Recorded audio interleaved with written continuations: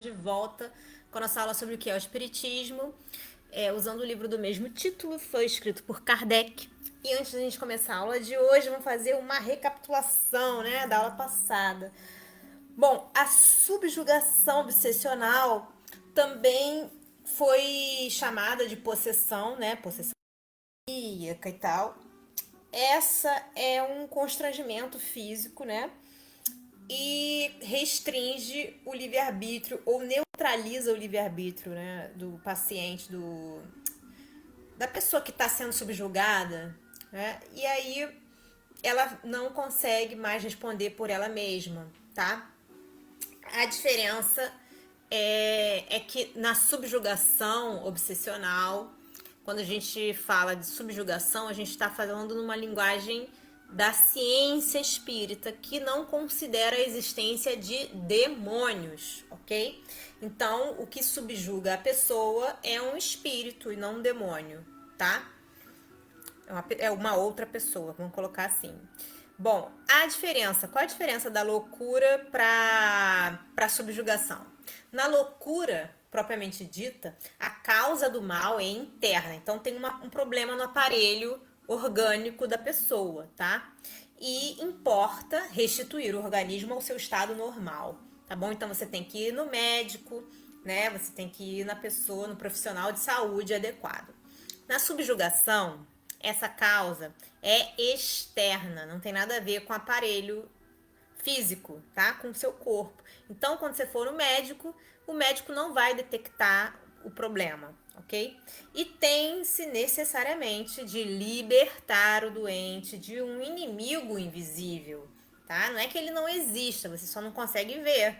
É como se fosse uma bactéria lá que você não vê, um vírus que você não vê, tá? Só que para o vírus existem outros métodos. Para o vírus e a bactéria existe outro método. Para o espírito, né, você tem que ter uma força moral superior a dele. Então, no caso do espírito, você não lhe opõe remédios materiais. Você tem necessidade de libertar o doente de um inimigo invisível, não lhe opondo remédios materiais. Você não vai na farmácia tirar o obsessor, tá? Porém, uma força moral superior a dele. Então, você precisa de alguém ou ser uma pessoa que está superiormente acima dele na questão moral. Como você está sendo subjugado, você não tem moral superior a ele, obviamente. Então você precisa de alguém para poder conversar com esse espírito. Alguém que tenha uma força moral superior à do espírito. Não é bater na pessoa, não é ler a Bíblia, não é falar sai, não sei o que, sai, não sei o que lá, desinfeta. Não, não é, porque aí você não está sendo uma pessoa moralmente superior ao espírito, você só está sendo uma pessoa agressiva, tá? Então não é com agressividade, não é com água fria, não é com como se diz assim, poções mágicas ou encantamentos, nada disso, tá? Isso é uma coisa terapêutica, basicamente, é uma terapia que você precisa lidar com esse espírito, ok? A experiência prova que nunca, em tal caso, os exorcismos produzam resultado satisfatório, tá? Antes eles agravaram que minoraram a situação. Então você imagina assim, tá? Que o espírito é um ser humano.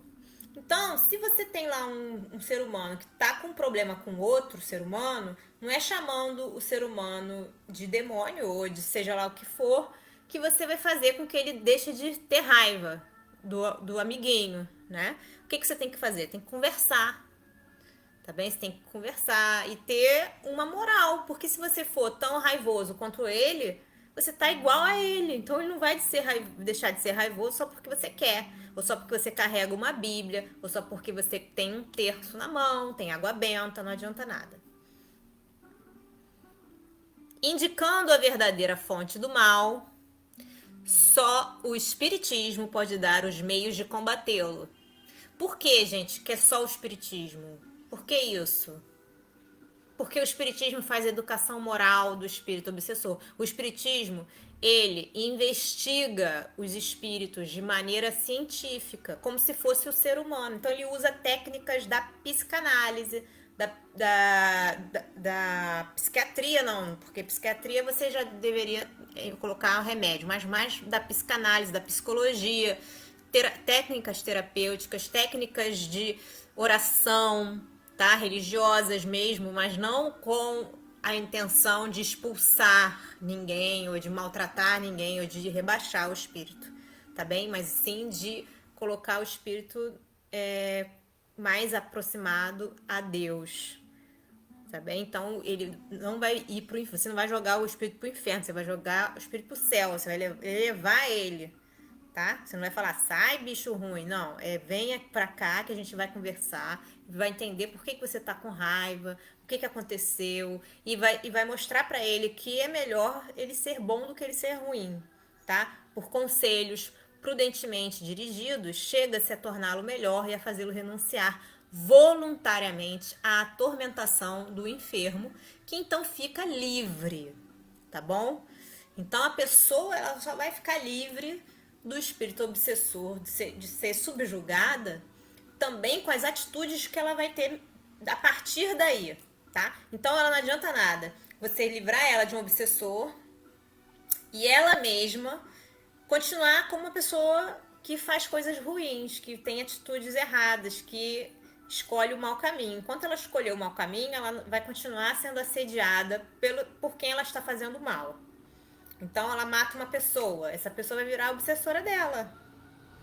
Né? É uma hipótese, tá? Pode ser que não vire. Pode ser que a pessoa não deseje isso e vai continuar a vida dela no mundo espiritual para depois voltar para o mundo, reencarnar nesse mundo, tá bem? Então, existem milhares de fatores dentro desse trabalho que só o espiritismo pode ajudar por causa dessas coisas, né? Desses fatores que o espiritismo estuda, tá bem? Que não tem nada de místico ou assim com fórmulas mágicas ou orações especiais, nada disso, tá bem?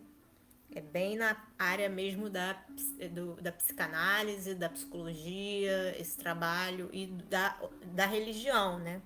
Porque é com a oração que a gente consegue adentrar muitas vezes espíritos que estão completamente assim bloqueados, eles se bloqueiam para a luz, para crescer, né, por eles mesmos. Bom, então, para você ir mais a fundo nesse assunto, o Kardec, né, ele indica o Livro dos Médiuns, item 279, a Revista Espírita de fevereiro, março e junho de 1864, e nessa parte aqui, na Revista Espírita, tem esse artigo, A Jovem Obsedada de Marmande. Então, gente, essas indicações, elas são por que é só nesses lugares que ele está indicando? É porque isso foi quando começou. Hoje em dia a gente tem outras literaturas, tá? Mas essas daqui que ele indica são fundamentais, são literaturas de base para que a gente saiba mais do assunto dentro das origens. A gente precisa estudar as origens, tá bom? Dessa ciência para poder entender os outros livros que foram feitos a partir de todos esses que Kardec fez, ok? Bom, continuando, a subjugação obsessional é ordinariamente individual, tá? Normalmente é só uma pessoa que cai na obsessão de um espírito obsessor, tá? Ou de vários espíritos obsessores, pode ter vários em uma pessoa só.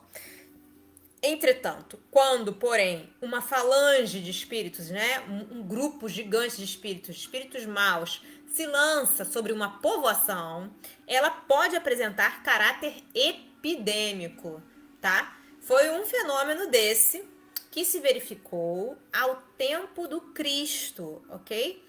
Então isso pode acontecer sim. Só um poder moral superior podia então domar esses entes malfazejos, tá? Só uma pessoa muito acima né, da população, daquela população, poderia domar esses espíritos designados sob o nome de demônios. Então eles podiam se chamar demônios, né? Eles podiam dizer que eles eram, o que que eles eram, mas só por dizer, né? Não necessariamente serem essa figura que a gente encontra nos livros, né, antigos, com um monte de formatos esquisitos. Bom, só Cristo podia domar eles e restituir a calma às suas vítimas, tá? E aí, nessa parte, ele faz uma nota que é a seguinte, olha. Nota de Allan Kardec. Durante vários anos, uma epidemia semelhante tomou conta de um vilarejo localizado na Haute-Savoie. E aí ele tá dizendo pra gente que se a gente quiser saber mais sobre esse assunto, dá uma olhada na Revista Espírita de abril e dezembro de 1862, né? Nas edições de janeiro, fevereiro, abril e maio de 1863. Também os processos, com o artigo Os Processos de Morzine. Bom, gente, ficamos por aqui por hoje. Eu espero que vocês estejam gostando da aula. Até a próxima. Tchau.